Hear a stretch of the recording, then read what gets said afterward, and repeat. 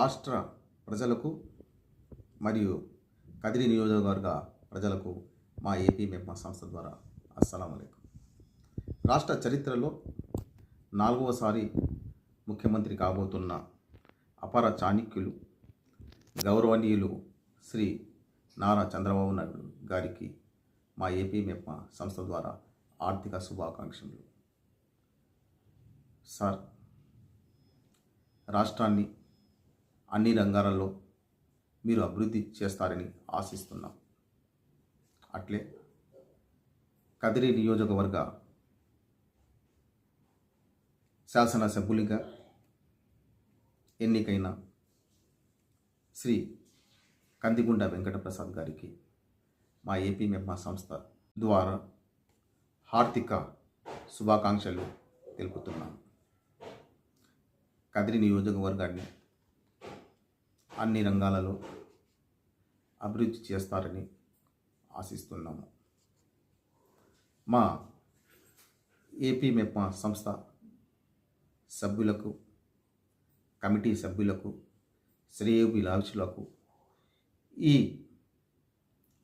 విజయం కోసం కష్టపడిన ప్రతి ఒక్కరికి మేము అభినందనలు, కృతజ్ఞతలు తెలుపుతున్నాము. ముఖ్యంగా మా ఏపీ మెప్మా కమిటీ సభ్యులు మరియు ఏపీ మెప్మా సభ్యులు గత 2 నెలల నుంచి గ్రౌండ్ వర్క్ అమోఘంగా పనిచేశారు. మీరు చాలా కష్టపడ్డారు. మీ కష్టానికి తగ్గ ఫలితం ఇప్పుడు లభించింది.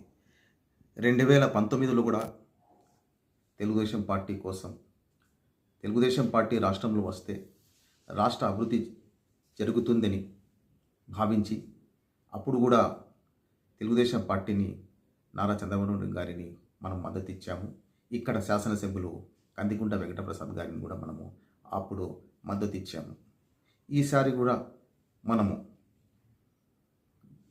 తెలుగుదేశం పార్టీ కోసం మా ఏపీ మెప్మా సంస్థ పనిచేసింది. కదిరి నియోజకవర్గంలో కందిగుంట వెంకటప్రసాద్ గారి కోసం గెలుపు కోసం కృషి చేయడం జరిగింది. చేసిన మీ కష్టం వృధా కాలేదు కూడా. శ్రీ కందిగుంట వెంకటప్రసాద్ గెలుపు కోసం మీ కృషి అమోఘం.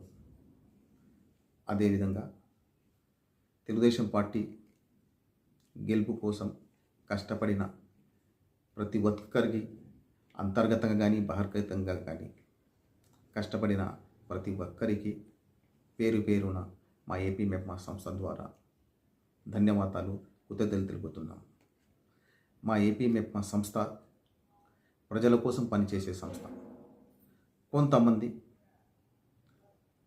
మా ఏపీ మెప్మా సంస్థ యొక్క సేవా కార్యక్రమాలు జరగకుండా చేశారు. మా ఏపీ మెప్మా సంస్థ ప్రజాసేవ సంస్థ. అది ప్రజాసేవకులు.